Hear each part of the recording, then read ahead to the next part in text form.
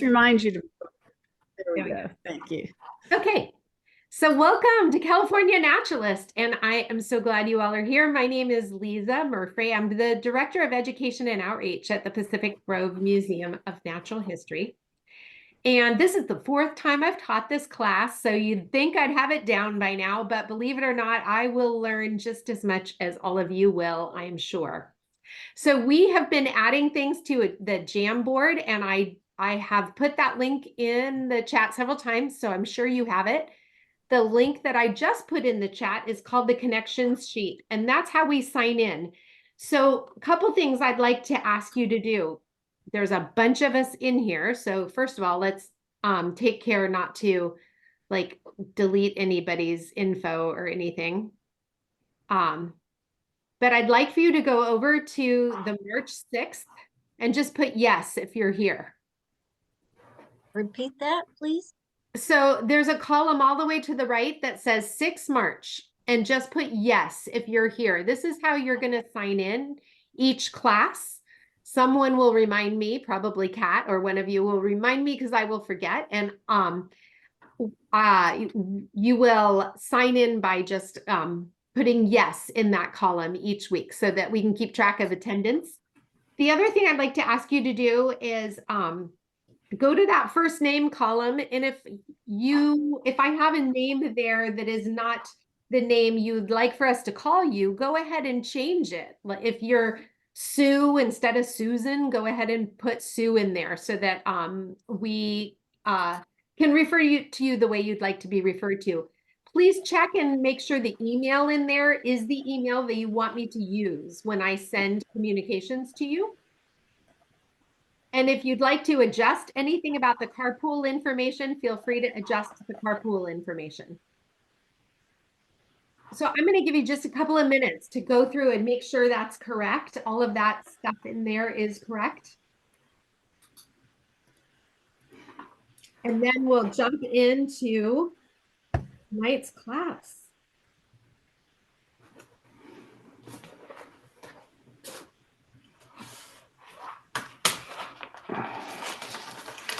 Do I click to sign in? I see the chat now and I see the people, but I'm not seeing what to click to do what you just said to do. Okay. It's the last link in At the bottom? chat. So it's the last link in the chat just above. There's one comment and it's just above that. Is it PG Museum SharePoint or is it? Yep. And then it says :X:*S, education external, and then a bunch of letters and numbers.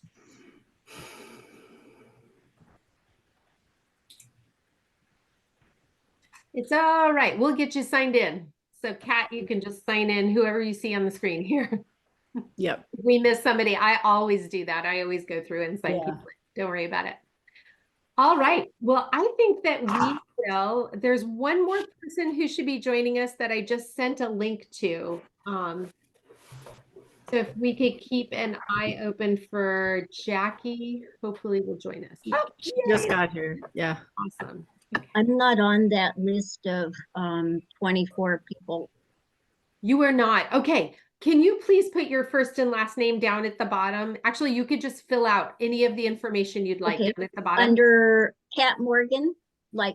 You can do it above me because I put mine down there because that way people can contact me if you have questions about the capstone. Thanks.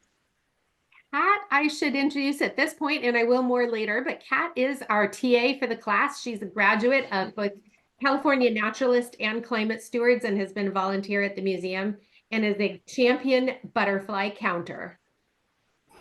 Kat will say more later when we do some introductions. Yes, if you have not completed the course survey, then you are not on here. So please add your info and I'll make sure that you get the course survey. All right. I am going to just kind of launch into the evening. We have a lot to do. And like I said, some of this Zoom stuff is a little rusty because fortunately we're out of like the realm of Zoom and back into the real world these days. But it works well to do the Zoom because it makes this class accessible to people who are working, who live far away. And so I appreciate you kind of limping along with the Zoom. So the connection sheet is often the way, or is the way that we'll start each class, and that is how you will sign in so that I can kind of helps me keep track of who's here. It's our attendance sheet, essentially. It's also the sheet I'm going to use when I put information out for people about carpooling. If you'd rather not have any of that information public on that sheet, just let me know and just send me an email and I'll just be sure to take your information off of the sheet. But I put it on there for now because I wanted to be able to let people know about carpooling because our first field trip is this Saturday. So we'll talk about that later at the end of the class. All right, so let's see. I think what I'll do is I am going to launch into some slides that have some information to get you oriented to the class. I'm going to share my screen unless anybody has a question. You all good? All right. Just in general, it's helpful if your microphone is turned off while you're not talking, but then when you are talking, you can turn it on. And it's nice to see people's faces, but I totally get it that the internet can be unstable or you're sitting in there shoveling in your spaghetti because you just got home from work. I get it. So do what you need to do. So I'm going to share my screen and share some slides. All right. Where to go? There we go. All right. Are you looking at a big slide that says California Naturalists, University of California? Thumbs up? Yes. Thank you. That worked. Okay. So this is the California Naturalist class, and this is actually a class developed by the University of California. And it turns out people all over the state are taking this class at different times with different organizations, but it's more or less the same class. So sometimes I have people in this class who've taken it in other places. Is there anyone in class tonight who's taken California Naturalist before? Anyone who's taken it before? Cat? Anybody else? All right. All newbies. That's great. Sometimes people take it in different counties because we all of us try to tailor our California Naturalist class so that you're learning something about California natural history, but really you're learning very much about our local natural history. And so we do try to focus very much on what's going on right here close by. So we talked about the Jamboard. That is a tool that we will use periodically during our classes so that we can collaborate together. So if you had difficulties with Jamboard, send me an email and either Kat or I will get together with you and see if we can sort it out. Morgan, yours sounds like a weird tech thing, so you might have to like talk to a techie person. I got it fixed. I just used a different browser. Browser, there you go. It's probably some Google thing. Yeah. Awesome. All right. So our learning objectives today are really to spend a little time getting to know each other. I really want for these 2 hours to not be one person talking. Excuse me, for all of our class meetings, I really want them to be interactive kinds of things. So we're going to have times where we're working in small groups, times where we're working individually. We're going to mix it up so it doesn't get too boring.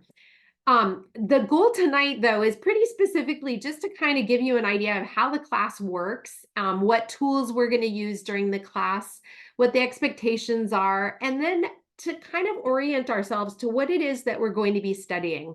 We're going to launch into geology next week. So some details about how the class works. We will meet on Zoom every Wednesday from 6 to 8. I always open the Zoom at 5:45, and I always have something that would make you glad you came early if you come early. So I will always have some activity that you can do between 5:45 and 6 o'clock. Tonight it was adding ideas to the Zoom. We should take a minute and look at the Zoom, actually. Well, you all have access to it. You can look at the stuff in the Zoom. We meet every other Saturday for our field trips, and the field trips are super cool. So the field trips are in person, and those are a real chance to get to know each other. Both the class meetings and the field trips are not me, because I am not necessarily an expert at natural history. I am actually a little intimidated by how many of you have degrees in biology. I'm a chemist, and so I'm kind of out of my element. But I bring in all kinds of experts, both to our field days as well as to our Wednesday nights. So that's the real value in this class. You get to learn natural history from the experts in the field. So on Saturdays, we'll be working with some really great experts out there. You are stuck with me as the expert this Saturday because we're doing soils, which is my expertise. So we'll do soils and water out at Garland Ranch this Saturday. We will be in SBF Morris Preserve, which is part of Pebble Beach. We access it from outside of Pebble Beach, and I'll give details on all of these field trips before that, but just to give you a preview. And we'll be working with Nikki Nedeff for that one, and she is the one who literally wrote the book on the Monterey Pine Forest. At Fort Ord, we have an expert who also wrote the book on the ecology of Fort Ord, and David Steyer. And so after that, we will be out at Elkhorn Slough with the preserve manager, who knows everything about salamanders and things. We will be out at Point Lobos at the end of the semester with a geologist. So that's our lineup for our field trips. The course materials are at the class website that is hosted on the PG Museum website, and it's password protected. And I apologize, I somehow managed to change the password partway through. So if some of you were having difficulty getting in, note that the password is Naturalist 2024, capital N. Does anyone have difficulty accessing that? Has anyone had success accessing that? Yes, Rachel's been in, Catherine's been in. Okay, a few of you got in, okay. I asked specifically in the survey for the class, the intro welcome letter had a survey in there. If you haven't had a chance to get it, do that survey. I'm gonna give you another chance because I need all of that information. And one of the things I asked is if you would need to miss any classes or field trips. And the reason why I ask is because I don't want you to miss out on what it is that we're doing. So I'll make sure that you get either a copy of the recording, or if we're out in the field, I'll make sure that you get the materials. There is kind of a self-guided field trip for any of the field trips that you have to miss. According to the UC requirements, though, you can only miss one and still get your certification. So if you're in a different boat, let me know so we can make sure that we get you so you get your certification. The textbook for the class is the California Naturalist textbook. This textbook, you can get a discount on this textbook if you go to the website, the CalNat website, and I think I had that link in your welcome letter also. This class is pretty nice in that each class covers like one chapter out of the textbook. You're going to find the textbook is real broad and shallow. So I try to supplement this with more materials. There's some really great stuff on the web. And each of our guest speakers will also give us some additional things that you'll want to look at. So those will be optional. This is kind of your required reading. If anything's required, it's to read this. This gives you that broad, shallow overview, but then there will be a lot of additional materials that you might be interested in. Reading questions. There are reading questions that I will put out there. Sometimes I think the reading questions that UC puts out are not that interesting. So I sometimes will put out more interesting questions. So what you'll find is by Friday of this week and each week, you'll get an email from me that has kind of a summary of what we did this week in class and a preview of what's going on next week in class. And I'll have some reading questions to guide you. Sometimes we talk about those reading questions in small groups and things. Sometimes we talk about them on field trips, and sometimes we don't talk about them at all. So it's just to get you kind of thinking through the material. The final or one of the big pieces of the class, besides the classes and the field trips, are the stewardship project. And you might have heard from other people who've been in the class. The stewardship project is where you take on a project to produce something that either furthers our understanding of natural history, works towards conservation, somehow works in community science. There's several different categories, and we have an expert who's going to come on later on this evening who will talk about his stewardship project last year, which was to put together a group to do the City Nature Challenge. And he was so successful in that we are continuing to do the City Nature Challenge. And I am going to invite all of you to be involved in the City Nature Challenge. That is an iNaturalist BioBlitz. 2 words. What's iNaturalist? It's an app on your phone where you can make observations of nature and submit these to a database and make it accessible to scientists all over the world. It's a super easy little app. So we will all be using iNaturalist. One of your homework assignments is to download iNaturalist and become friends with iNaturalist. Is there anyone here who's ever used iNaturalist before? I have. Excellent. I Bye. thought there'd be lots of hands. Thank you. Coolio's thumb. All right. And if you have not, you will get a chance to make friends with iNaturalist between now and next Wednesday. We will use it on Saturday. So if you have never used it before, you will get paired up with someone who has, and you'll figure it out on Saturday. So don't worry about it. But iNaturalist is the tool used for the City Nature Challenge. City Nature Challenge started as a competition between Cal Academy in San Francisco and the Los Angeles Museum of Natural History, where they were like trying to get the most number of iNaturalist observations in a weekend. And it turned into this huge competition that is now worldwide. There are people all over the world participating. And we are last year put ourselves on the map as major contenders in iNaturalist. Kat gets very competitive. The rest of us just have fun. But you'll hear from Travis, who did City Nature Challenge. He put together our team for his capstone last year, and he's going to talk to us at the end of the hour or the end of the class tonight.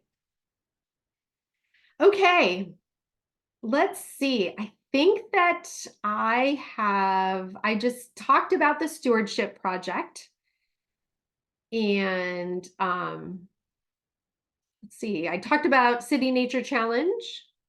And we will also do a community science project. Community science is sometimes called participatory science or citizen science. And it is where all of us can be scientists and contribute to science. So like iNaturalist, like I said, you can make an observation with your phone, and that is used by scientists all over the world. There are other community science projects like that. This weekend, we're going to do participate in one called Globe. So we'll talk more about community science this weekend. I've just jammed through a whole bunch of information about the class. Let me stop sharing for the moment and see your faces. And please let me know if you have any questions about anything that I've just gone through. Kristen. I have a question. Yeah. Are the field, oh, this was Olivia, I'm sorry. Oh, sorry. Livia, go for it. Oh, okay. Are the field trips rain or shine? Good question. They are rain or shine, because I will try to have kind of a backup. If it's raining, I have to admit, my backup is often put on your hood. So I'm prepared. I will try not to make your life miserable. I will say that. If it's unsafe, we won't go out. So if we are in a place where I'm worried about trees blowing down or that sort of thing, we will not go out. But do come, rain or shine, and we will have something, because we have things that we have planned that we are going to accomplish during that time. Kristen, I do see your hand up. What can I do for you? Hey, I have two questions. One is what is a bio blitz? Is that where you just try to figure out as many different species identifications as you can in a short amount of time? You got it. That's exactly what it is. A BioBlitz is where you're basically documenting either over a space of time or a geographic area or both. You're documenting all the species you find. And so that's exactly what the City Nature Challenge is. It's a big BioBlitz. It's constrained to 4 days. Ours is constrained to the Monterey and Santa Cruz counties. So those of you who are out of the county, you can kind of come this way to be a part of the BioBlitz. And my other question is the stewardship project. Is that something we all do individually or is that with a group? Oh, great question. The stewardship project is a group project. And the reason for that is because you get a lot more accomplished when you work with a team. And the goal is really to create something that will get used. So we're going to talk more about that, but you can also find details on the stewardship project in our class webpage, that one that has the password. At the very bottom, if you scroll down to the bottom of all the classes, there's information about the stewardship project, including the proposal form, like what you need to present to have a project. Okay. All right. I have a question, if I Yes. may. Yeah. I have a note here which says City Nature Challenge is optional. Is that optional or it is included or it is not optional? Great question. It's going to be very much encouraged. No, but it is an additional field trip, right? So I know people are out of the area and that sort of thing. So we have the 5 field trips that are part of the course. That City Nature Challenge is happening on a Sunday. And so that is an optional field trip. And we have 3 sites in Monterey where we're going to be doing this BioBlitz from, I think it's from 10 to 1 on Sunday, April 28th. So if as many of you are able to join us, the better, because you all will be experts who can help just people who show up and don't know what they're doing. So I encourage you to come, but don't require it for sure. All right, anything else? We're going to keep moving through and maybe we'll pick up your questions later. All right, I do want to have a chance for people to meet each other. What I'd like to do is I would like for each of you to, I'll give you a 30-second break. Maybe I'll give you a whole minute break. I'm going to give you a whole minute break. Walk around your house, find some object from nature in your house that you have a personal connection to. All right, 1 minute. Go.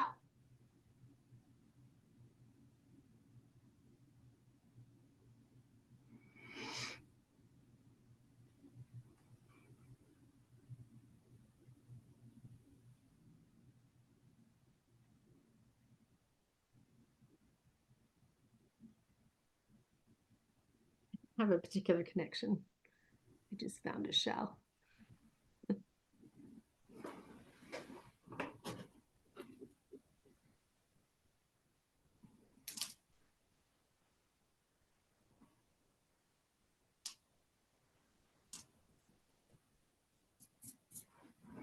Right, bring those objects back.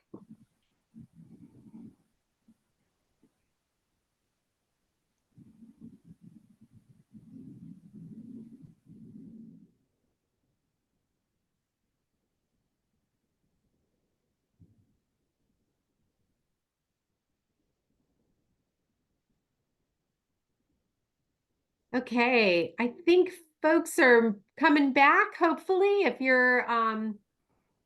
If your video is off, I understand, but if you wanted to join us, this is the sharing part.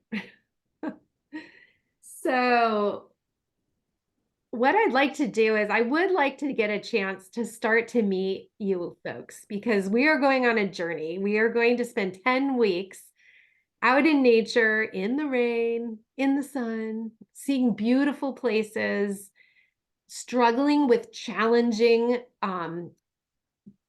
concepts sometimes and challenging things happening in our environment other times. So ups and downs will be together. So to get to know each other, what I'd like for you to do is I'd like for you to kind of briefly just say your name, because it helps us to hear you say your name. And then talk to us about just quickly what it is that you have and your connection to that object. So I'll start. My name is Lisa, and the object I have is a rock that's kind of greenish and grayish. And my father gave me this rock, and he said it has the colors of the ocean. And now I'll call on someone else. How about Chris?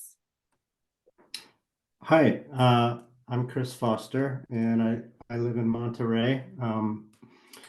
Have just lived here since 2022, and one of the very distinguishing features of the property is a huge Monterey cypress.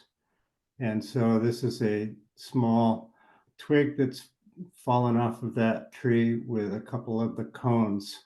And I recently had to cut a large limb that torqued during that huge windstorm that we had.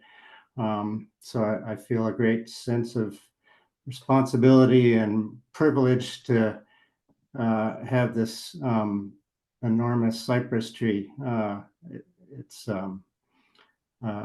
it's really magnificent. So maybe if there's an opportunity, if we're carpooling or something, some of you may get a chance to see it. I'd love to show it to you. Yes, that's great. Thanks, Chris. You want to call on someone else in the class? Just pick a name. Oh, Olivia.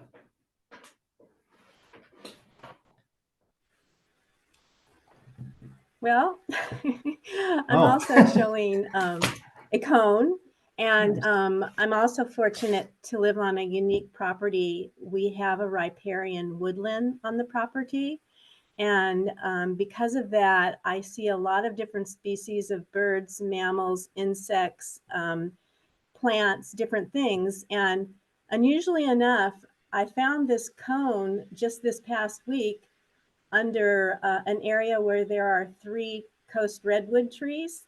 And at first I thought, well, maybe that's a cone from the redwood tree, but it's a pine tree cone. And I have no idea where it came from. So there are always interesting mysteries like that. There are no pine trees around here, but here's this beautiful cone. And I tend to bring things in the house because my pictures outside are sometimes not good enough. So I was thinking today, I'm always carrying something in. So this is what I just carried in earlier this week. And how about Irene Rosen? Okay. I have this tortoise shell that's been sitting on the mantle of our family home for about 60 years. And the way that it came into our possession is my dad found this on an anthill in the Adirondacks in New York when I was 5 years old. And anyway, he saw it there and he went back a week later, and by then all the ants had eaten out the insides, and it was just this beautiful shell that's left. So I've had it for 60 years. And then when I got onto iNaturalist about 4 years ago, I wanted to know what the heck kind of shell is that? And so I posted it as tortoise, and the experts came back after a few weeks, and it was determined that it's a Hermann's tortoise from Italy. They're rare, endemic, endangered in Italy. And we think the way that it got to New York is somebody brought it as a pet and it died, and they threw it out in the woods and it got eaten by ants. And here it is, a Hermann's tortoise, endemic in Italy. Okay, I'd like to call on Rachel Zhu. Did I say that right? Yeah, you did. Yeah, thanks, Irene. So I have this pothos cutting. I live in an apartment, so there's not really much like nature around where I live. So I had to get some of my own. I had to get some of my own. My coworker actually gave me this cutting, and I've had it for about 6 months, and it has pretty good like root growth. So it's not really like I guess regional, but it's growing nicely. So yeah. And I will call on Morgan. Thanks. Okay. Hi, I'm Morgan. I'm recovering from a sore throat, so sorry if my voice cuts out. I have this fossilized, oh, I don't know if you'll be able to see it. There we go. Fossilized shell here that I found in Carmel Valley. And yeah, I found it on my parents' property. They live in Carmel Valley, and I don't know. I just really like fossils, and I'm kind of an avid picker upper of things. I have a lot of like random sticks and rocks and stuff around my apartment, and little bones and stuff. So I had a hard time picking, but yeah, this one's cool because I found it, on um nowhere near the ocean, and it's pretty cool to find a fossil of a shell um that far inland. But yeah. Okay, how about Priscilla?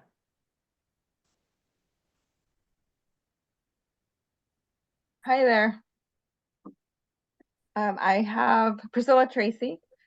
I have this shell. I don't know where exactly it came from, but a friend of mine who I would go on walks at the beach gave it to me. And they said if you put it up to your ear, you could hear the ocean, and you can. It's just very special. I've had it for maybe like 20 years. And it reminds me of just taking walks on the beach. So, yeah. And let's see. Um, I'll call on Yasmin or Yasmin, did you go yet?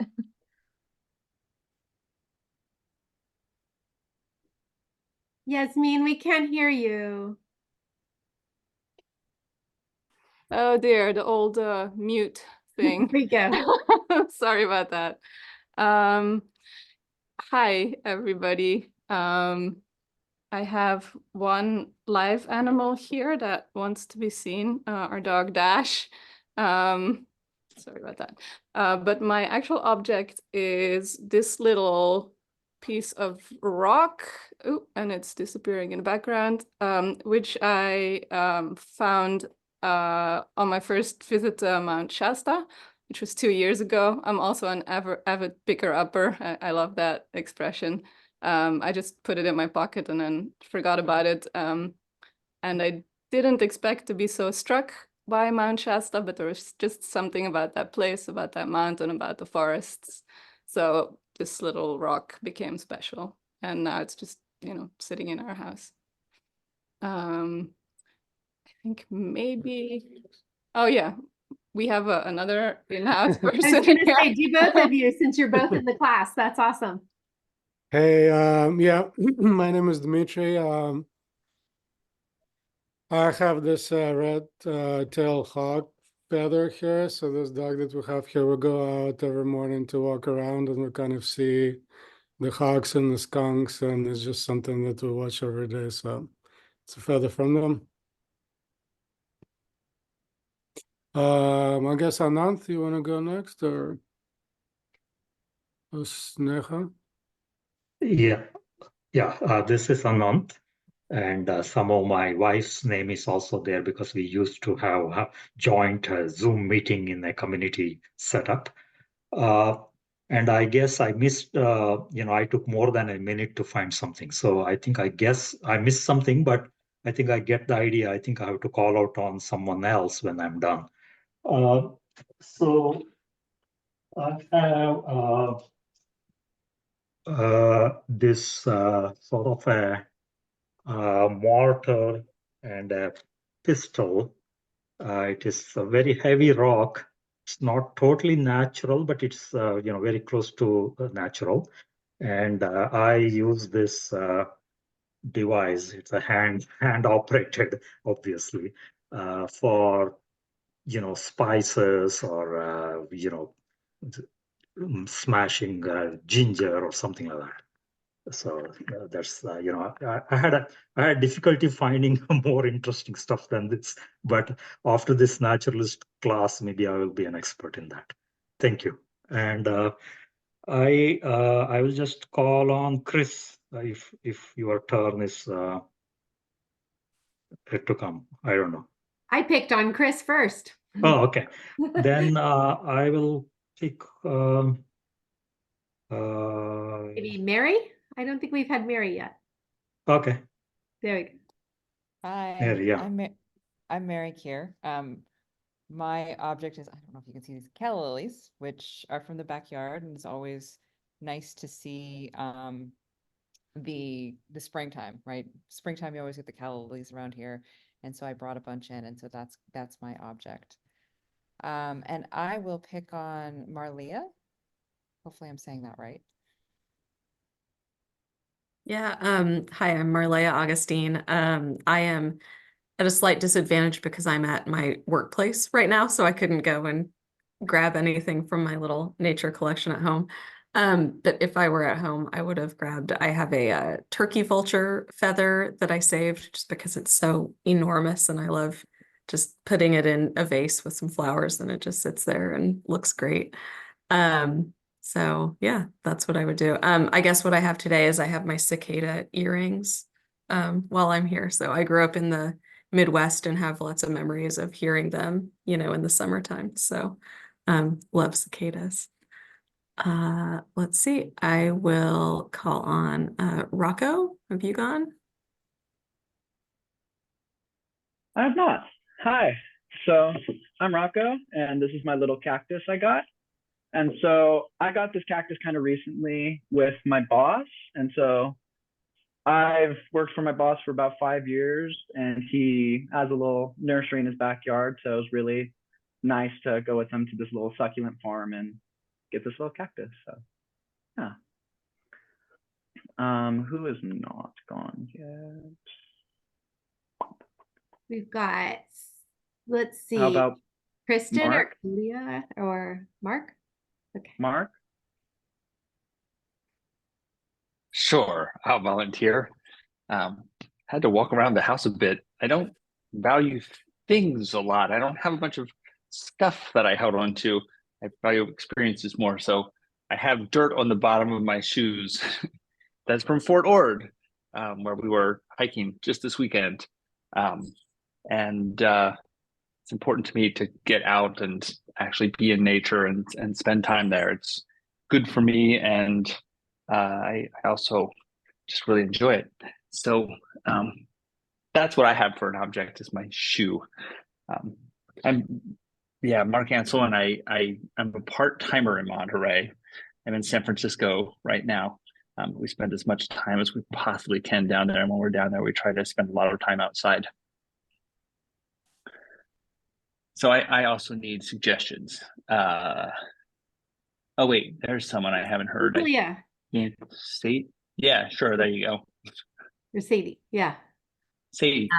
Wait, me? No, Sadie? Whichever one. Okay, I'll just go. I unmuted. Sorry. I missed part of that because my internet kept going out, so I switched rooms. I have a piece of driftwood. I'm pretty sure this is from New Brighton Beach in Santa Cruz. I live in SoCal or Santa Cruz, and I have a million things in the house, so very unlike Mark. That's why I've got my lovely slew behind me. But I guess a connection, I think we're supposed to make a connection, right, to the item. I guess I like the ocean. I work at the aquarium.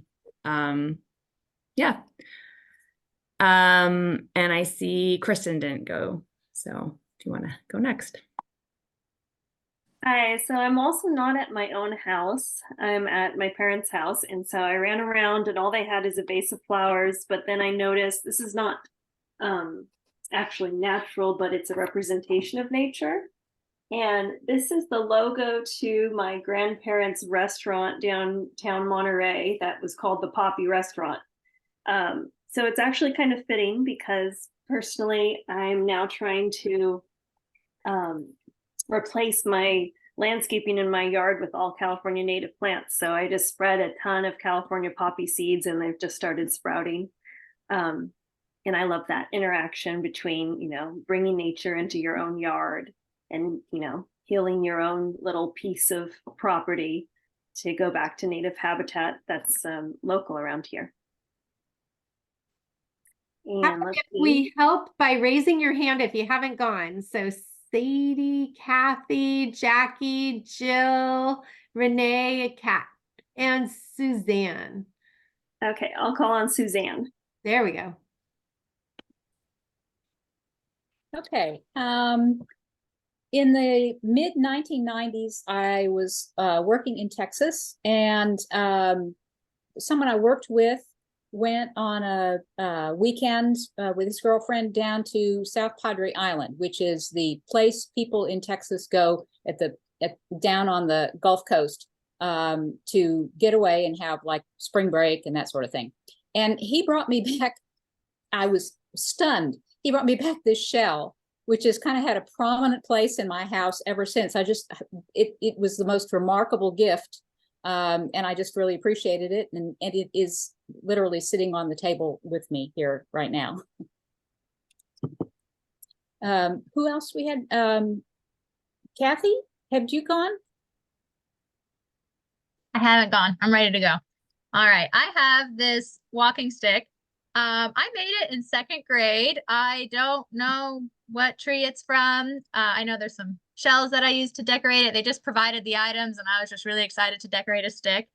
I grew up in Pacific Grove. I have been lucky enough to always have this nature around me, except for when I went away to school. And while I don't use this stick, in 2nd grade, it was the coolest thing ever to own. And it always kind of inspires me when I see it in my house to like, hey, maybe go on a little nature walk today. So I love it. All right, I'll go with Sadie next. Hello, I'm Sadie. I am also one of the people who's at work today. I work for the California Academy of Sciences, so I might be rooting for the competition in the City Nature Challenge, but I also don't really have any organic materials on my desk, but so what I grabbed is a painting that I did of a fish in our aquarium. Her name is Methuselah. She's an Australian lungfish. She's very old. And this is a project I did for an April Fool's Day video, actually, that we did at work.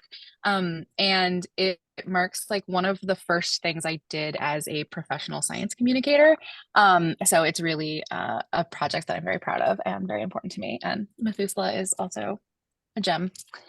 I will, let's see, who is still left?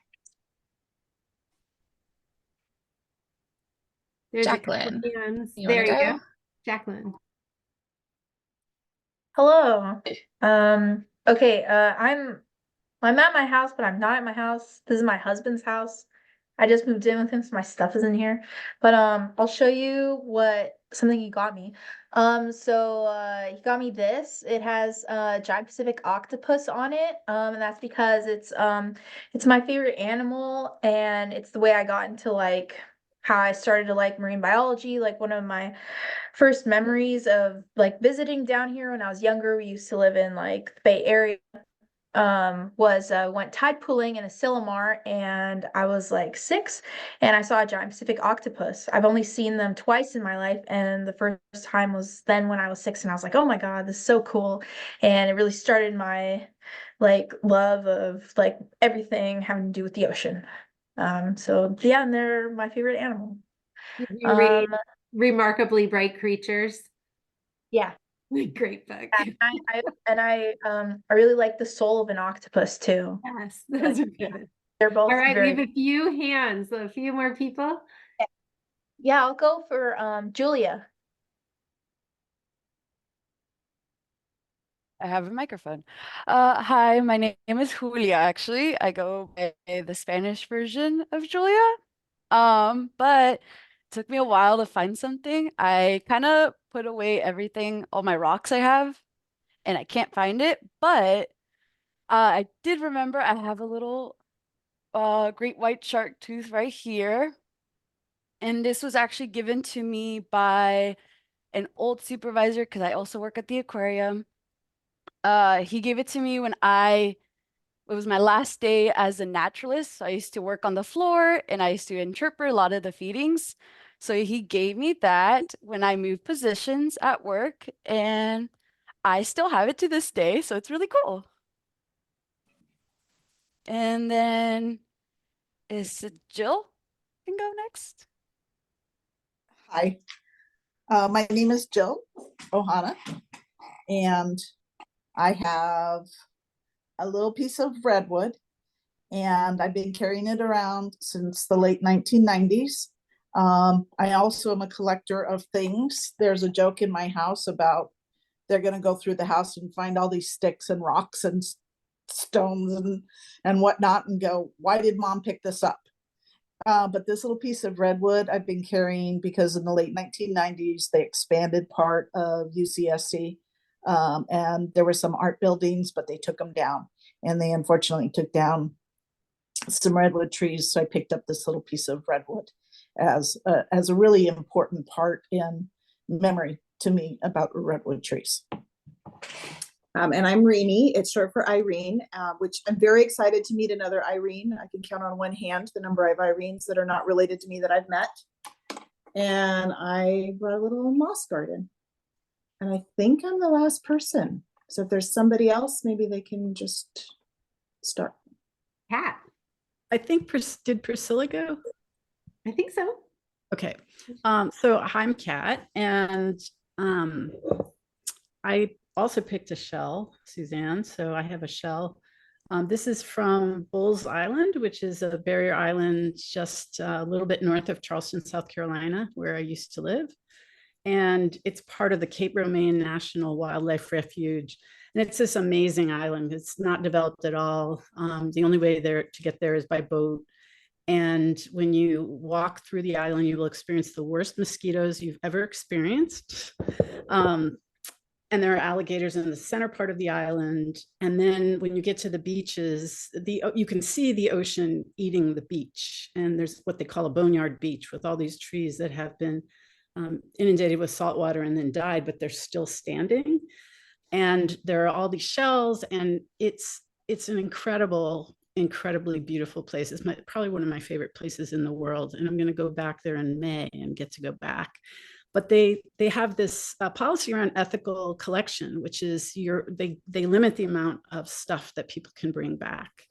And so they're really good about explaining why that is on the naturalists who take you over on the boat.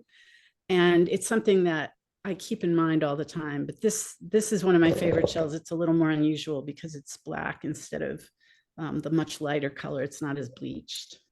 And Rachel, I have one of those same plants that's 39 years old. Is it in the room with you?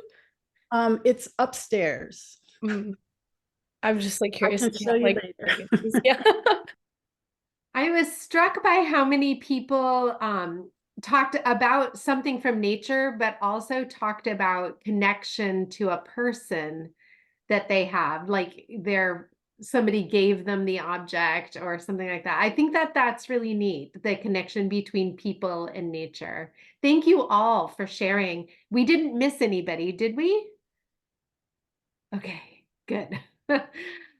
You all did a fantastic job sharing, but it turns out I know even more about you because you all completed that welcome survey that I sent to you. So I want to share some the overview from that. I'm going to go back and share my screen some more. And here we go. Are you seeing that? Let's see. Am I presenting? I'm not in present mode, am I? Oops, hang on. All right, that's all right. If I'm not in present mode, I mean, probably good enough. All right, so you can see there that this is like a little snapshot of the survey that we have some folks who are very local, right, in Pacific Grove, and we have some people as far away as San Jose and Pescadero. And so we'll get folks together to carpool, hopefully. We have some people who have just moved here. The 71 years, that one is old. I forgot to change that, but we have some people who've lived their whole lives here. And in terms of experience in natural history, we're across the board, all of us. There's some people who are just like, I love to be out in nature. And there are a good handful of you all that have advanced degrees in biology, which I'm finding kind of intimidating, but we will all come together and be learners together and share our knowledge and be teachers together. When I asked, what will you do with what you learn? It was interesting. Some people are just like, I want to know more about what's around me. I want to appreciate the nature around me. Many of you will use what you're learning in your work. Several of you are actually working in conservation, environmental communication.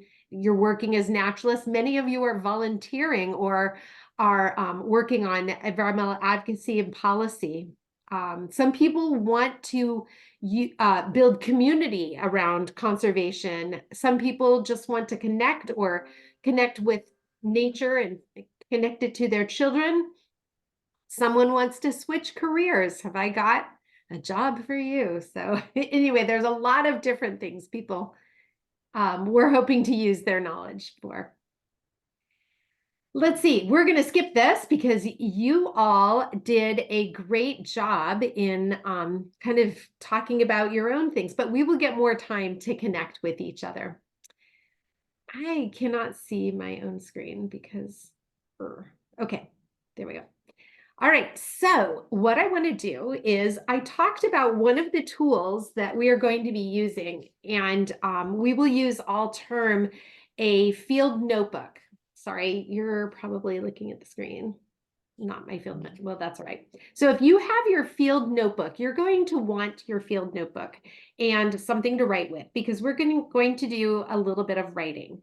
If you just have a scrap of paper, that's fine. It doesn't have to be in your field notebook, but I do encourage you at some point to get a field notebook and to keep all of your thoughts from the class together because you're going to want to refer back to them. So what I'd like to do, a free write is where you just kind of put thoughts down on paper. And sometimes they don't make sense at first, and then they kind of come together, right? So it's just getting the thoughts out of your head and getting them onto paper. That you don't have to be turned in, and they don't have to be shared exactly in the form that you wrote them. So I'm going to be quiet in a minute, and I'm going to ask you just to write on who are some of the naturalists that you admire? Take 1 minute. Who are some of the naturalists that you admire?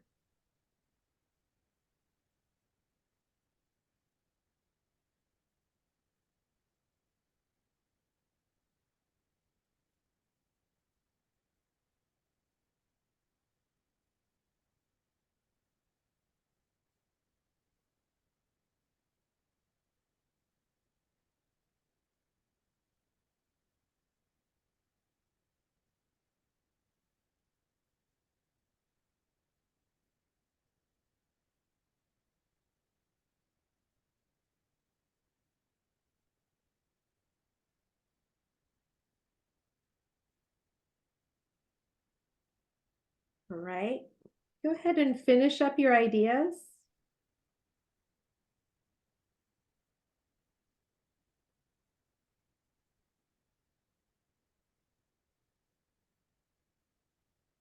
Okay, finish that thought. We are going to keep writing. I'm going to ask you another question. This time I'm going to ask you, what makes someone a naturalist? I'm going to give you a minute and a half this time. What makes someone a naturalist?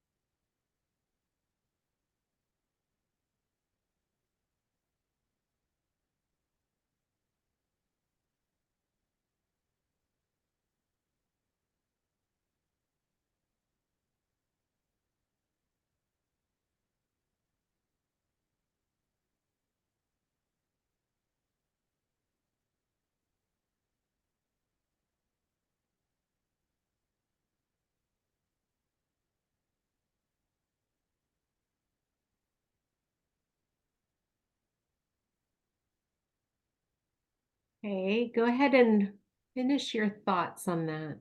What makes someone a naturalist?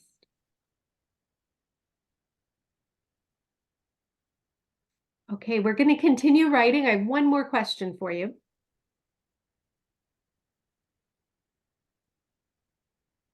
Let's see. Uh-oh. There we go. It kind of got mixed up. But the last question is kind of buried in here. Is a naturalist a scientist? So put some thought into that. What's a scientist? What's a naturalist? Is a naturalist a scientist? Think on that one for about a minute and a half.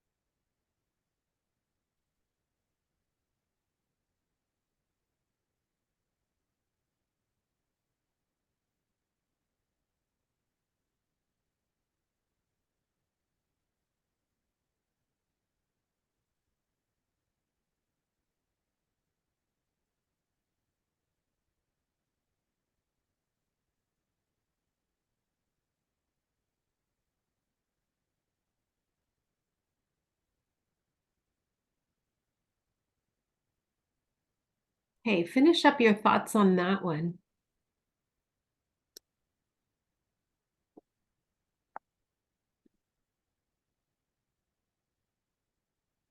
All right. What I'd like to do is I would like to, let's see.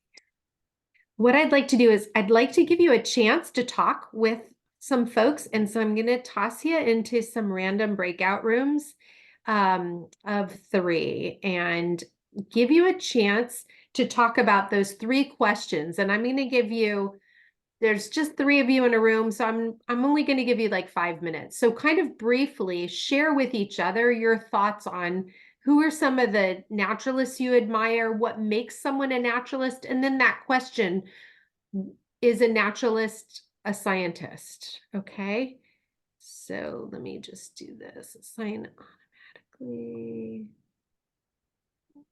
Let's see. Wait, hang on. How many of these do I need, Kat? I forgot to do the math. What do we got? We got 25. I need like 8. What size did you want?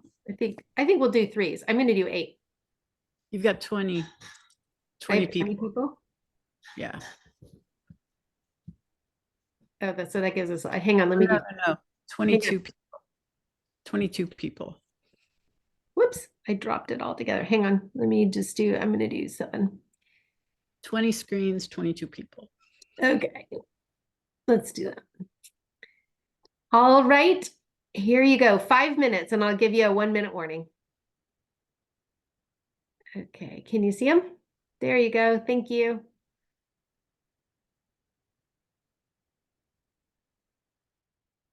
All right. Did you find yours, Irene? She did. And I just said no. Okay, that's totally Not fine. now. So there's 2 Yeah, in there. sorry about the formatting on that thing. I tried to make them the contrast, so I bolded, and I didn't notice that that one slide dropped. The Oh, E. and I forget to stop. Record. We can stop the recording again.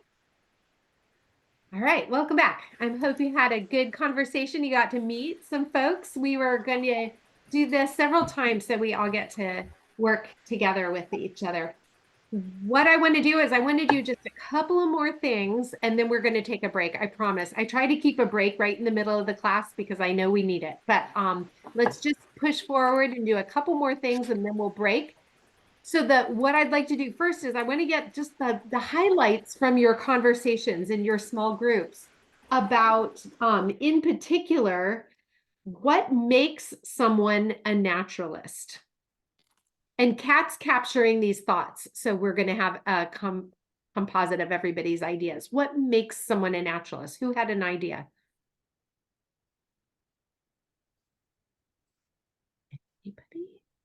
Anybody discuss that? Olivia, go for it. One of mine that we all shared in sort of little different language is somebody who's curious and has a sense of wonder and finds joy in discovering new wildlife. Oh, and then other important point we had was, and they like to share that information with others. All right. So both the curiosity and the willingness to share the curiosity. Well, Rocco, did you have a thought? Yeah.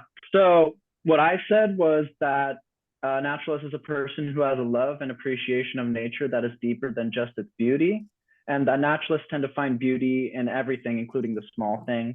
But as a group, we mostly talked about like, just paying attention to every little thing and just, I don't know, just appreciating everything around you and really being in the moment. And yeah.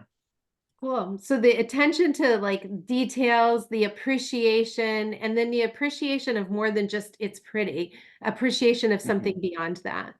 Cool. Other thoughts? Let's see, Kristen. Yeah, our group also talked about, a very keen observational skills, and then taking that and then making connections to the knowledge you have about larger natural processes and the larger picture. Great. Excellent. Kind of the looking at processes, looking at big picture. We're going to do that a little bit next week in our discussion of kind of the different spheres, the biosphere, hydrosphere, geosphere.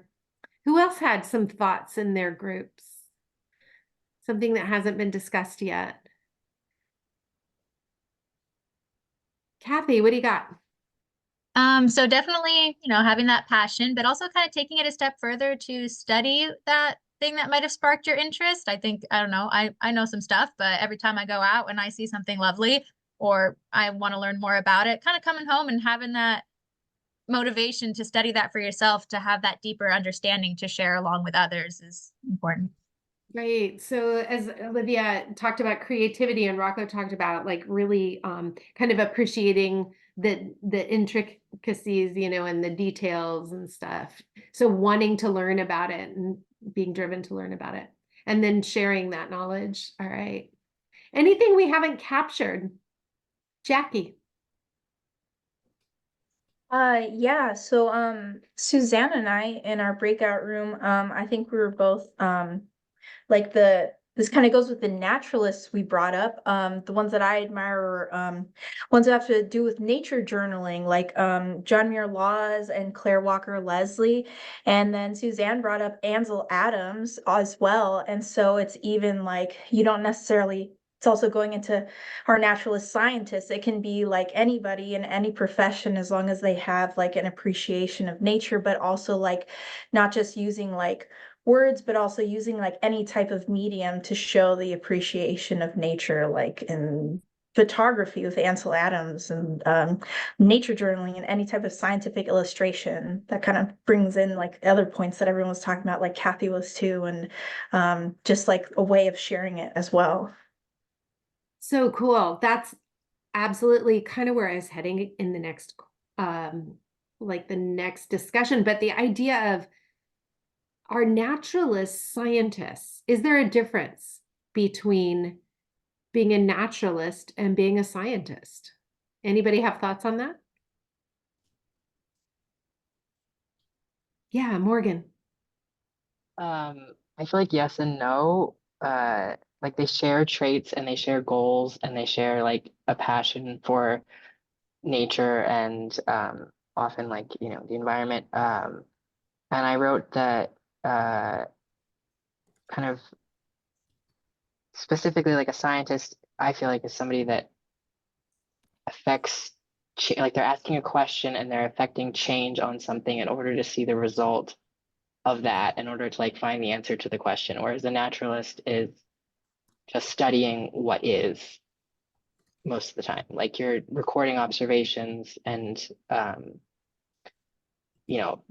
taking note of what's out there and what's around you, what you're seeing, and like you're not affecting it, like you're not causing something to change in order to see the process, like scientific process. That makes sense. Yeah. Yeah, I like what Rocco said about being in the moment.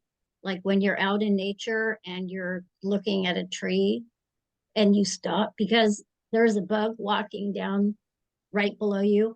You know, just being able to interrupt and focus right on the moment and just be aware of what's happening around you. That adds joy and passion if you just be in the moment. So thanks for that comment, Rob. Yeah. Rachel, what do you want to add? Yeah, we were kind of having a discussion because I feel like my group is kind of like, oh, like no, they're two different things. Like I feel like they were saying like science is like a lot more, I feel like rigid with like rules, and being a naturalist is kind of more fluid. But in my mind, I feel like a naturalist is like under the umbrella term of a scientist. It's like a form of a scientist. And I do agree that there is like definitely like, you know, the scientific process. I feel like being a naturalist, you aren't necessarily like having a forming hypothesis, testing it, you know, like coming into a conclusion. Sometimes it's just observing. But for me, in my mind, I was just like, I just feel like science is kind of like a blanket term that naturalist falls under. That's cool. Does anyone here, would anyone here describe themselves as a naturalist? Anyone think of themselves as a naturalist? Some of us. Does anyone think of themselves as a scientist? Yeah.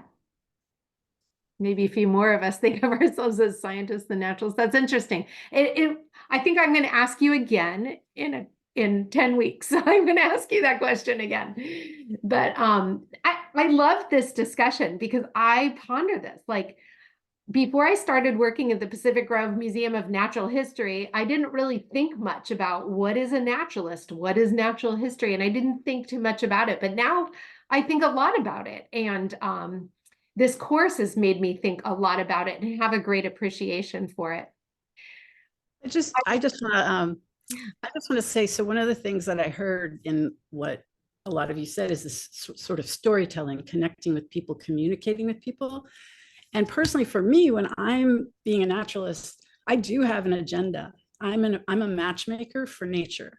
I want people to love nature even more than they already do.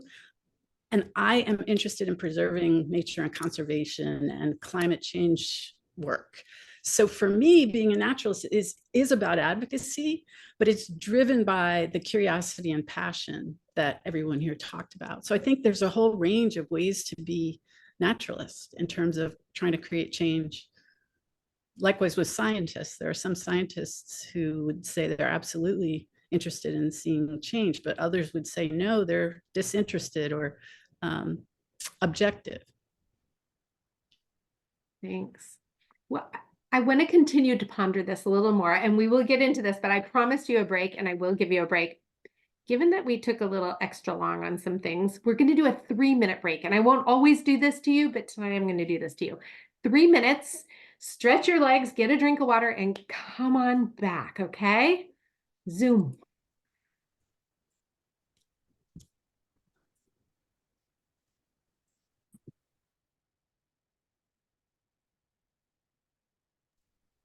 I will record that. It's a good reading. Oh, well, I'll have to type it out for someone. But I will go, and I want to share my screen with you so you can see a couple of things. All right, here we go. All right, and let's present. Ah, and it starts me at the beginning. Why does it do that? Okay, let me zoom through this. There we go. Okay. All right, are you all looking at my slides that are loading very slowly? Sorry. Okay, Kat captured what makes someone a naturalist and are they scientists? This is a little summary of what I just read. I have to say that interview that I heard with Robin Wall Kimmerer was on one of my favorite podcasts called Ologies. Maybe one of our openings, we'll give everybody a chance to throw up what your favorite books and natural history books and podcasts and things are.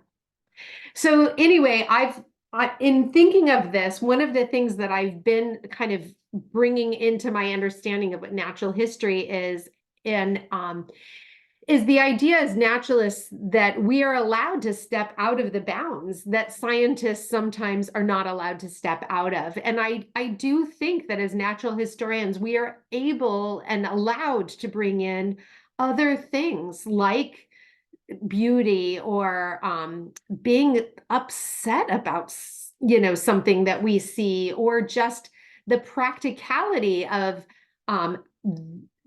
of understanding that this plant here will make you sneeze and this one over here gives you a rash. It's worth knowing that, right? Certain things like that, to tap into our intuition. So I think that natural history allows us to expand our way of understanding and knowing about the world. And Robin Wall Kimmerer is an Indigenous woman and is bringing together those pieces. And in referring to her, I really do want to pay respect also to some of the first naturalists in our area, and some people who are still being amazing naturalists in our area are some of our Rumsen, Ohlone, and Esalen neighbors who have been struggling in this area for recognition. There are no federally recognized tribes in this part of California, in Monterey County. And so we acknowledge their struggle. We acknowledge the land that they have been natural historians on for thousands of years. And we thank the contribution that these folks have made to the museum, to our understanding of natural history. And we continue to learn more from our Indigenous neighbors. So the Pacific Grove Museum of Natural History was founded by naturalists. So these were people who is it? Was it Rocco? Who is it that said they go out and pick? Oh, Morgan goes out and picks things up. So that's what these folks did. The earliest naturalists we just had our 140th birthday this year, but the earliest naturalists went out and picked stuff up, and they needed a place to put stuff. And so they built a little museum to put stuff. And so flower collections of pressed flowers, pressed seaweeds, shells, rocks. We have a basement full of stuff, and that's what the museum started as. And there was an organization called the Chautauqua movement. And so Pacific Grove, you may know the history, was kind of a summer camp, kind of a church summer camp kind of a place. And they came to this place and participated in lectures and classes to broaden their minds as well as their spiritual side, right? And so that was the Chautauqua movement. And that was kind of the beginnings of the museum. But we still kind of have taken on this idea of promoting the idea of being a naturalist and being out in nature, appreciating nature, observing nature, to share what we know and what we've learned with others. This is our guest. I'm going to, Kat, are you able to let him in? That's our guest. Okay. So, No. whoops, did you see him? No, I'm not seeing him now. He disappeared. Maybe he'll come back. Okay, so we have a guest who's gonna pop in here. I told him like quarter till, but anyway, he's a little early. So some of the tools, one of your homework assignments was to kind of like think about the tools that naturalists use. Your journal is going to be one of those tools. Hopefully you have a good science journal. Really anything would work. I use a sketch pad because I like to do a lot of drawing in nature. If you like to make graphs, get one that's got graph paper. If you like to write words, get one that's got lines. It's really up to you, any kind of journal. But you're going to want to have a journal and bring it this Saturday, bring the tools that you need inside of your journal. So pencil, or colored pencils or whatever you like. I carry a really small hand lens, a jeweler's loupe. I also carry a small set of binoculars, and a hat, like the field tools. I will send you a document that has some other tools that you might want to glue inside of your notebook. And these are tools that help you estimate percent cover and things like that, estimate wind speed, things like that. So those tools you can have in your journal. Whoops, there we go. The importance of keeping a journal in part is because you can keep a record of a place over time. Some of you were talking about some of the natural historians or the naturalists that you admire. Some of those folks are people who have documented change over their lifetimes, and that's really exciting. There's Travis. Can you see him, Kat? Can you get him here? There we go. I don't know if that works. Okay, I think I can do that. All right. The other reason for keeping a journal is the idea of being able to share with others what you've found and observed in nature, and then within your own notebook to notice patterns. So patterns over space, patterns over time. In our journals, we use all of our senses, right? Observations aren't just with our eyes. And you can record that, hey, it smells awful, or it smells great, or whatever. You can record that. I record data in mine, so numbers sometimes, not just qualitative observations, but quantitative observations, ideas, questions, thoughts. I'm going to encourage you to, somebody brought up John Muir Laws. I'm going to encourage you in the John Muir Laws style of nature journaling to incorporate writing, drawing, and data all into your journals. So there's two methods of nature journaling that you might want to become familiar with, and then choose a style that works for you. Maybe it's a combination, but one is the Grinnell method. And the Grinnell method's where you have your kind of drawings and observations on one side. On the other side is where you're kind of keeping data and things. I'm going to send you all these slides, by the way. I forgot to tell you that. You will have all of the slides, you'll have the recording, and any of the handouts from today. This is a page out of my journal. This is more the John Muir Laws kind of style where it's all mixed together, but you can see there's writing in there, there's data in there, there's questions. I actually laid a leaf on the book and traced around the leaf.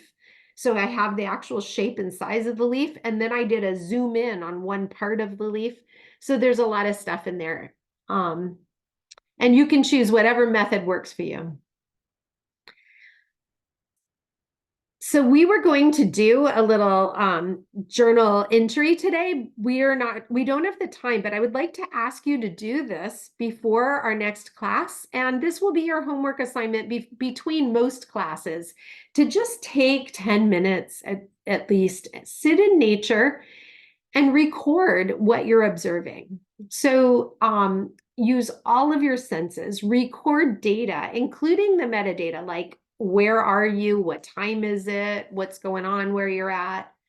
Choose one of the two methods just to get comfortable with a style till you develop one of your own, a style of your own. And then I have a couple of prompts here that you might want to include. This idea of I notice, I wonder, it reminds me of, I wish, just to get you thinking. Or you could make an observation, a comment, a question, or a reflection. You could do that zoom in, zoom out. So this is your homework for next week. I'll be sure to send this to you. Don't worry about it.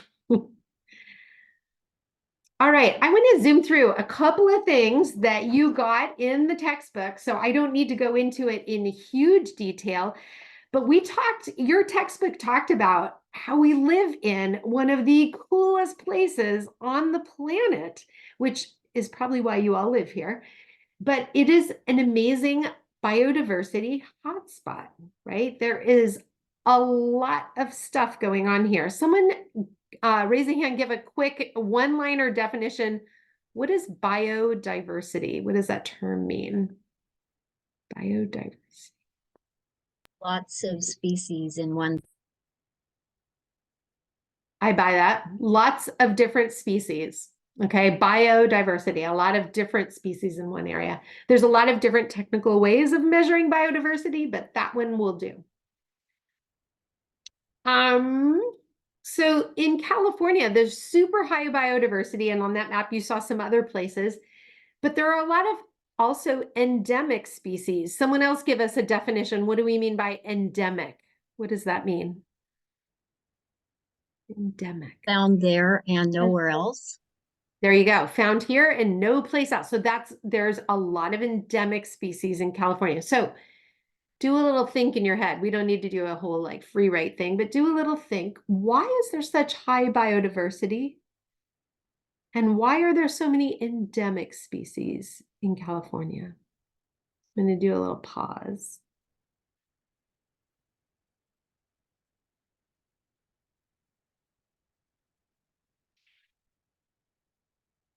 Thoughts. Why is there such high biodiversity in California? One thought. Rocco.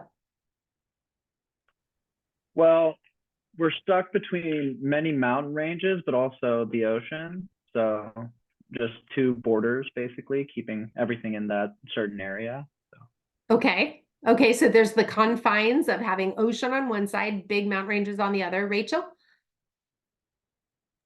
Yeah, I think it's just California has a lot of ecological niches that other places don't. Like, I mean, that's basically building off what Rocco said, but just like there's mountains, there's deserts, there's chaparral, there's like snowy, cold places and really warm, sandy places. It's just like because there's so many different like biomes, it just makes sense that there's a ton of different organisms that have adapted to live in these biomes. Great diversity of the landscape means a great diversity of the animals living in that landscape. So you both referred to several things. The topography is hugely varied, right, across California, deserts, mountains, and everything in between. That results in great diversity in microclimates across the state. We're going to talk about all of these things over the course of this semester. When you look at this, you can see patterns, right? We're going to do some of that next week when we talk about geology, looking at maps and looking at the patterns that we see. But no surprise that there is a lot of diversity here. There's a lot of diversity in this landscape. It amazes me that just like 30 miles, just a tiny bit of change from the coast, and you get a huge change in the land. And it's very different depending on where you are in the state. And it's it's just, I find it's really helpful to be able, like when it's super foggy on the coast and you go 5 miles inland to get the sun, it's just amazing that we can do that. If we were in the middle of Kansas, we'd be stuck. So there's a lot of different bioregions, as you referred to, and we'll talk about what those bioregions are. We will learn about them to some degree, but like I said, we'll focus in on Monterey. And I have some supplementary readings on other parts of the state. We are also a state of extremes. It is just amazing to me that the highest point in the lower 48 and the lowest point in the hemisphere are 85 miles apart. It's just incredible. And you all mentioned for this, the county of Monterey, like some of the biggest extremes and the most amazing things that you find. So we talked about, those microclimates, and certainly the topography and the varied topography is in large part what gives rise to these different microclimates. We're going to study geology next week. So your homework's to read chapter 2, Soils, Geology, and Climate.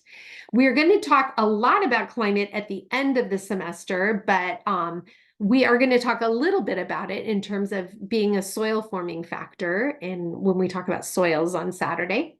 And then we'll talk about the topography, but certainly that is one of the main reasons why we have so many varied environments because we have such varied topography. We also have a lot of really different soils. So chemically, the soils are different, formed differently, and have different minerals in them. So we have different things growing on them. So there are both natural factors that affect biodiversity, but humans are affecting biodiversity as well. So one of our roles as naturalists is to document what we observe. And this is one of the reasons why we use iNaturalist and we do BioBlitzes, because we can document what we see in an area and note how does that change over time, because humans are having an impact. I'm going to kind of keep moving through. I don't want to dwell on this. I think we can probably come up with some ideas. All right, because I want to get to Travis, who's joined us. Travis, I'm going to stop sharing my screen and I'm going to introduce you. Are you here? There we go. Yes, hello. All right. I am here. Thank you for joining us. Of course. So we can talk a little bit more about some of these last few slides, but what I want to do is I want to give Travis a chance to talk with you all about a really important part of the course, and that's the stewardship project. Travis, for his stewardship project, organized the City Nature Challenge. We talked about that and talked about what it is just a little bit. Okay. Travis, can you talk about the process of the stewardship project just a little bit? Give people a glimpse into like, what does that take? How did you come up with it? How'd you work together as a team?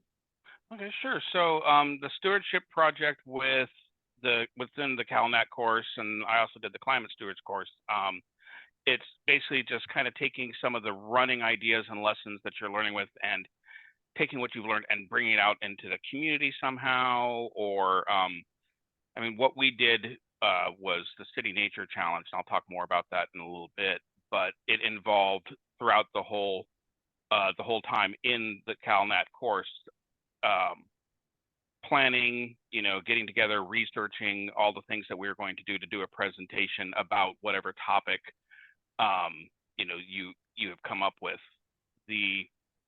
So what we did, we organized group events out in the field for the weekend of City Nature Challenge. We reached out to community organizations to kind of plan some cooperation and promotion on things. We did graphic design for flyers to push publicity out on social media, a lot of things like that. But it, of course, doesn't have to be just participatory science. It can be any topics of interest as it comes up with you here in the CalNat course. Thanks. So we're going to be talking more about the stewardship projects, and like I introduced earlier, these are group projects.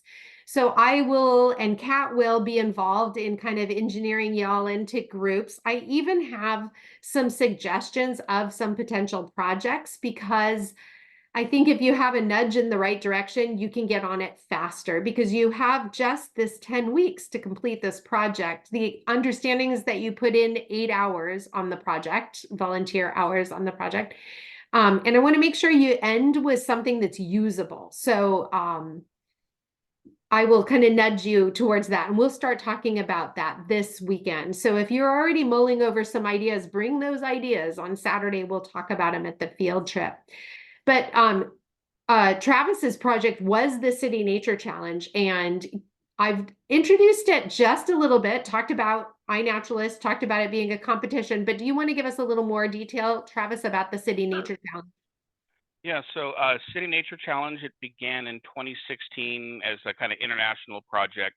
Well, it became an international project. It started out just between two cities, the city of San Francisco and the city of LA, with their kind of long-standing friendly rivalry with each other. But the staff at the Natural History Museum of Los Angeles County and the California Academy of Sciences, they decided to do something on the on the app, on the web app, as well as the phone app, iNaturalist, and they had a kind of an 8-day competition to see how many observations they could make within city limits of all the different species, how many people they could get to participate, how many individual observations they could make, and they just collected all that data and just kind of mashed all together and saw what they could learn from it. And it was so much fun. They had such a great time that since then it's expanded to, I think last year was about 435 different cities or little communities around the globe. My partner Sarah May and I used to do it up in the Bay Area when we lived in San Mateo County in Half Moon Bay, and we moved back to Monterey about 3 years ago and realized that there wasn't one set up for Monterey Bay, which is really surprising given the incredible biodiversity we've got out here. And so I managed to get a hold of Allison Young at the Cal Academy of Sciences and picked her brain a little bit, started attending the organizers meetings. And then last year we launched our the first City Nature Challenge for Monterey Bay and Santa Cruz County. So then I had been attending the meetings for a couple of months, and then when I started the CalNat course, I quickly decided, like, hey, this is what I want to do for my project, my overarching project with the course, and got a few other people together. And like I said, that wound up being, like this whole thing, where we're even expanding it this year. We're going to have a few events out in the field again. And the Sunday of the event, I think it's April 28th, that we're from 10 a.m. to 1 p.m. We're going to have a few different parks in the area: Loch Padden in Marina, Laguna Grande on the border of Seaside and Monterey, and then George Washington Park in Pacific Grove. And we're hoping to kind of station each one of those parks with volunteers from the community or even your class. Hint, hint. Just to get out there and use naturalist skills, engage with the public. It's already going to be promoted through the Regional Park District here on the peninsula, as well as the Santa Cruz Natural History Museum. They're going to be doing things to match up with us and kind of publicly push it out. So all these, excuse me, sorry, my cat's screaming in the background over there. But my brain's not working here. You did fine, Travis. That's great. So you coordinated this as your capstone project last year. This is still a capstone, or sorry, a stewardship project, our new terminology, a stewardship project this year. So if you are interested in helping put this event on, this could be your project. We need a handful of people to be involved in promoting it, putting it on the day of the event on the 28th. And then Travis can tell you afterwards comes the real fun when you go through and you verify all of the observations. Can you talk about what that process looks like? Yeah, sure. See, before I forget, I'll drop a couple. Whoa, you hit a... You're muted again. No. That fix it. All right, there we go. Okay, so I dropped some links in the chat there. Great. We'll link to the official City Nature Challenge main page, the iNaturalist website, as well as the official project page for just here on the Monterey Peninsula and Santa Cruz Bay Area project. Now I'm going to share my screen here really quick. Okay, that working? Yes. Okay, so there's the main splash for City Nature Challenge. If you haven't seen the iNaturalist main page, this is it. It's gorgeous. You can see some of the things. 173 million observations to date. There's about 7 million users. There's my happy little profile. I love finding mushrooms all over the place. So it's been a heck of a couple of years for that. So, but then the main project page, let's see. I thought I had a window with that open in there.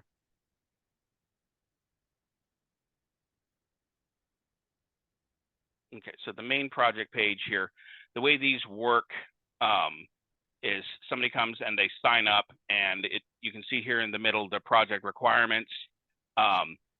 it's really broad and general. It'll capture all observations made in all of Monterey County and all of Santa Cruz County from the dates of April 24th or 26th through the 29th of 2024. That's going to be, you know, like last year, I believe we had several thousand observations. Or maybe I'm overestimating ourselves here. I think you're Let's see. So last year's statistics, we had more than I thought, 4,573 observations. We had 1,162 species, with the most observations being the sky lupin there in the upper left-hand corner. Identifiers, this is what Lisa was talking about. So during those 4 days, as many people who want to participate in the project, they get signed up, they go out into the community, and they just take as many pictures of as many different organisms, you know, birds, plants, mushrooms, whatever, and then they upload them. And during the week following the event, everybody just gets online all over the world and does as many identifications as possible. So these are the rank of all the people who did identifications for the project last year. There's my happy self right there at the top with 1,026 observations. But you know, you can see there's Kat with her 900 observations or identifications, excuse me. And then we had 539 people that participated in the event during that weekend. So it was really cool. It was a lot of fun. It happens every year, roughly around Earth Day. And it's usually a 4-day weekend. It'll go from that Friday until that Monday at the end of Earth Day weekend. And our events are going to happen on this Sunday because we have a big thing happening at the museum on Saturday. So we're doing this Sunday events at the 3 parks. And so this is a project that you can be involved in. Like I said, promoting, putting it on that day of the 28th, and then helping with the verification of the observations afterwards. So that's one that we'll talk about. There's also a couple of other projects. Some of them have to do with local organizations who have requests for like things that they need naturalists to put some thought in on. So we have a few projects like that we'll be talking about on Saturday and as well as next week. So I'm going to share my last slide with your homework and some information about the weekend, about our Saturday trip. But before that, Kat has an announcement. You want to make your announcement, Kat? Sure, I just put it in the chat. So after my Nat class, I really wanted to continue to have conversations with other naturalists. And so I started an online book group, which is called now Nature Loving Bookworms. And we meet on Zoom, so you don't even have to be in this time zone. And we usually meet the 3rd Monday, and we read a different natural history book every month. And this month we're reading Fathoms the World in the Whale. And so it varies what we read. Last month we read Bicycling with Butterflies, which is a memoir about a woman who's traveled the entire Eastern monarch migration from Mexico to Canada and then back to Mexico. So we read a range of things, and I'd love if any of you are interested. I can add you to the list, and there's no commitment, no obligation or anything, and you can come whenever you're interested. And I put my email in there again. So. And those are listed in the calendar for the PG Museum. So if you go to the PG Museum calendar, you'll see them there. Yeah.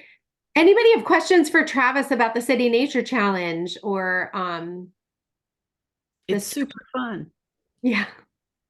You don't have to be competitive. Kristen, let's get your question. I was curious about those 3 different locations that you've picked. Is that just for that day's event, but then anybody can observe all over the county on any other day, or how does that work? So the City Nature Challenge for our little competitive piece is Santa Cruz County and Monterey County we put together, and we call the Monterey Bay area.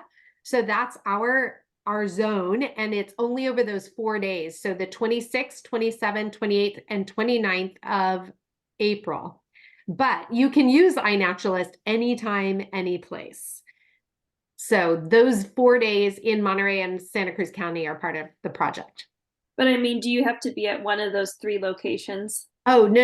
You can Oh, okay. anytime, any place. And also during those 4 days, you can take observations all over the county. We're just going to have events at those 3 locations where we show the public how to use Oh, okay. iNaturalist and how to be involved. So I that's see. And does it need to be like an urban kind of, because it's called the City Nature Challenge? Can you be at in like the Ventana Wilderness or something, or do you have to Totally. be in the city park? Nope, totally anywhere out in nature.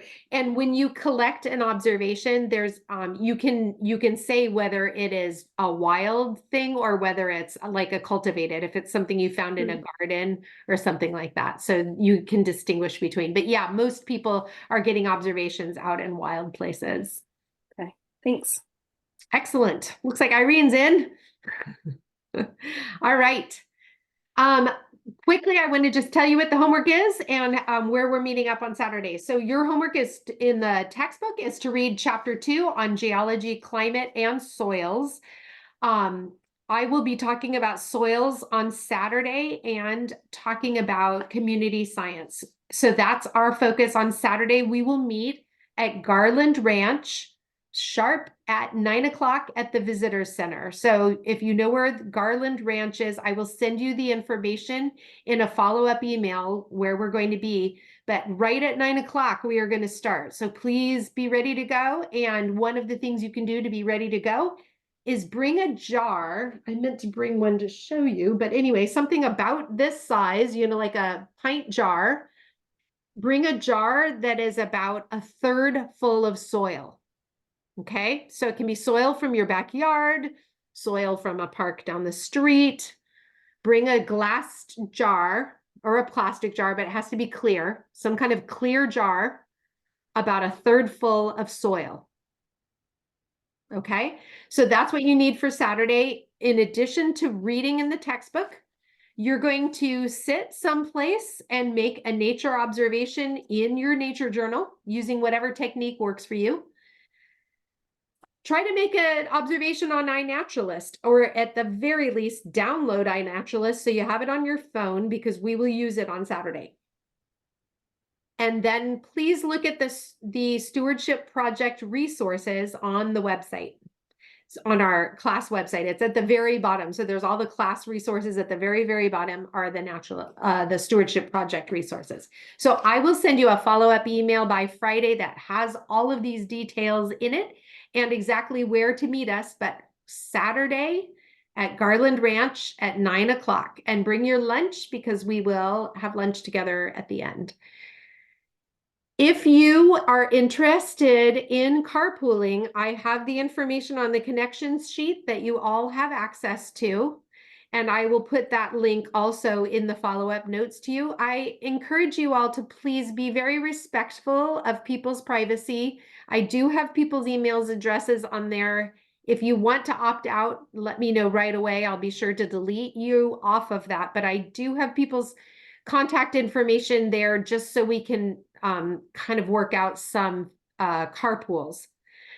So I will try to put some information together for carpools for those people who are interested. Does anyone have questions on anything? It's a whole lot thrown at you, and you're all in little teeny tiny squares. I look forward to seeing you in person on Saturday. And I'll stick around if anybody has questions for me or for Kat. You can stick around after class. Otherwise, have a great evening and we'll see you Saturday, rain or shine. Thanks, Travis, for coming. No problem. I can stick around for a few minutes if anybody has questions for me as well. All right. Have a good night. Thank you. Thanks, Rocco. Thanks, Mark. Suzanne. Bye, Irene. All right. Chris and Olivia, you guys good? Bye, Chris. Bye, Irene. Hey, Travis, can I talk to you about the City Nature Challenge thing? Of course. Of course. Hi, Irene. Oh, there you go. Oh, there we go. So I'm on iNaturalist a lot, and I would love to review whatever's involved in doing that. I just signed up for that project, and I will participate in that project. And so is it informal? Like I just get on that project and look at everybody's observations and start confirming or correcting?